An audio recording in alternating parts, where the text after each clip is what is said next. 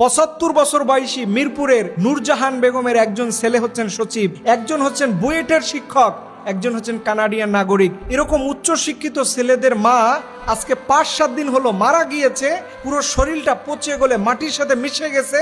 এরপরেও সন্তানরা একটা দিন তার খোঁজ খবর নেয় নাই। দেখেন কি আফসোসের বিষয়, কোরবানি গেল মাত্র ১ সপ্তাহ হয় নাই, তাহলে বোঝা যায় যে এত উচ্চ শিক্ষিত সন্তানগুলো কোরবানিতে তার মাকে এক টুকরো গোস্ত পর্যন্ত খাওয়ানোর ব্যবস্থা করে নেই। আমি গভর্নমেন্টকে অনুরোধ জানাবো, এই মানুষরূপী হায়নাদের মুখগুলো উন্মোচিত করে দেন, ওরা যেন মুখোশের আড়াল পরে মানুষের সামনে আর না ঘুরতে পারে। এই সচিব এবং এই বুয়েটের শিক্ষক এরা দেশের কোনো কল্যাণে কাজ করতে পারবে না।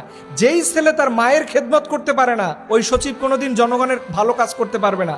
ওই বুয়েটের শিক্ষক ভালো শিক্ষক হতে পারে না, এটাই বাস্তব। এবং এই ভিডিওটা আমি যখন দেখছি আমার কলিজা ফেটে গেছে যে আহারে, একজন ৭৫ বছর বয়সী বৃদ্ধ মানুষ, তার রুমটা মনে হয় যে পৃথিবীর সবচাইতে নিকৃষ্ট ডাস্টবিনের চাইতেও খারাপ। আপনি বলেন এরকম জঘন্য বাসা, জঘন্য রুম আপনি কখনো রাস্তায় যে মানুষগুলো পড়ে থাকে ওদের কাছেও এত জঘন্য হয় না, এর চাইতেও কিছু পরিষ্কার পরিচ্ছন্ন থাকে। এর জন্য আমি উচ্চশিক্ষিত মা বোনদের বলবো, সব টাকা ছেলে মেয়েদের পিছনে খরচ করবেন না, এবং ছেলে মেয়েদের এমন বড় বানাবেন না যেই ছেলে কোরআন পড়তে পারে না। আজকে আপনি একটু দেখেন, কোন রিক্সাওয়ালার মা এরকম ঘটনা আপনি দেখছেন? কোন আলেমের মা এরকম ঘটনা আপনি দেখছেন? আপনি যতগুলো ঘটনা পাবেন, এবং এই বৃদ্ধাশ্রম নামের যে জাহান্নাম, এখানে খোঁজ খবর নিয়ে দেখবেন, সব উচ্চ শিক্ষিত, ইংলিশ মিডিয়ামে পড়া, ও লেভেলে পড়া, হায়ার সোসাইটি থেকে বিলং করছে। আজকে তার মার এই করুণ পরিণতি, আজকে তার বাবার করুণ পরিণতি। এর জন্য সন্তানদেরকে সবার আগে কোরআন শিখাবেন, কারণ কোরআনে আল্লাহ তাআলা বলছেন, অকদা রব্বুকা আল্লা তা'বুদু ইল্লা ইয়াহু ওয়া বিল ওয়ালিদাইনি ইহসানা। আল্লাহ বলছে আমার ইবাদতটা